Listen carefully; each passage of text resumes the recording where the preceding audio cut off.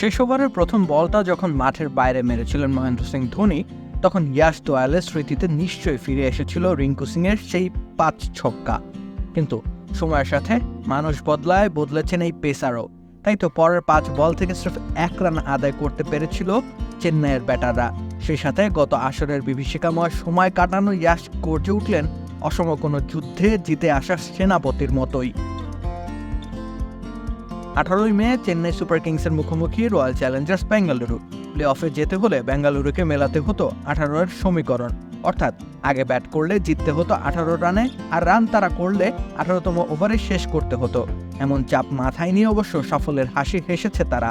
চেন্নাইকে হারিয়েছে 27 রানে। মহেন্দ্র সিং ধোনি বনাম বিরাট কোহলি, একটা ম্যাচের জনপ্রিয়তা আকাশসম হতে এতটুকুই যথেষ্ট।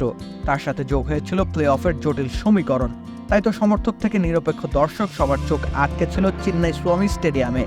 যদিও বহু রোমাঞ্চ আর নাটকীয়তা শেষে ধোনি বাহিনীকে কাঁদিয়ে সেরা 4-এ উঠেছে স্বাগতিকরা। ম্যাচের প্রথম থেকে অবশ্য ফাফ ডু প্লেসিস আর কোহলির চোখে মুখে ছিল দৃঢ়তা। তাই তো আগ্রাসী মেজাজি ব্যাটিং করেছিলেন তারা। দলকে উড়ন্ত সূচনা এনে দেওয়ার কাজটা করেছিলেন কাঁধে কাঁধ মিলিয়ে। মিস্টার 18-এর ব্যাট থেকে এসেছিল 29 বলে 47 রান, আর অধিনায়ক নিজে করেছেন 39 বলে 54 রান। বলাই যায় জয়ের ভিতে গড়ে উঠেছিল তাদের হাত ধরেই। অথচ 8 ম্যাচে 1 জয় 7 হার। টুর্নামেন্ট থেকে সিরাজ ম্যাক্সওয়েলদের বিদায় তখন সময়ের অপেক্ষা কেবল। কিন্তু ক্রিকেট বরাবরই অনিশ্চয়তার খেলা। বিধাতা সেটাই আরেকবার প্রমাণ করে দিতে চাইলেন। তার আশীর্বাদেই বদলে গিয়েছে দলটি।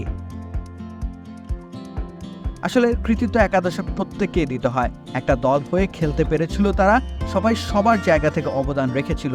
চেন্নাইয়ের বিপক্ষে ম্যাচের কথাই ধরা যাক, ব্যাটিংয়ে ক্যামেরন গ্রিন, রজত পাতিদারের পর ম্যাক্সওয়েল, কার্তিকরাও গুরুত্বপূর্ণ ক্যামিও খেলেছেন। আবার ইয়াশ দোয়ালের বুক কাঁপিয়ে দেওয়া 20তম ওভারের কথা ভোলা যাবে না বহুদিন। রাকিব হোসেন রুম্মান, খেলা 71।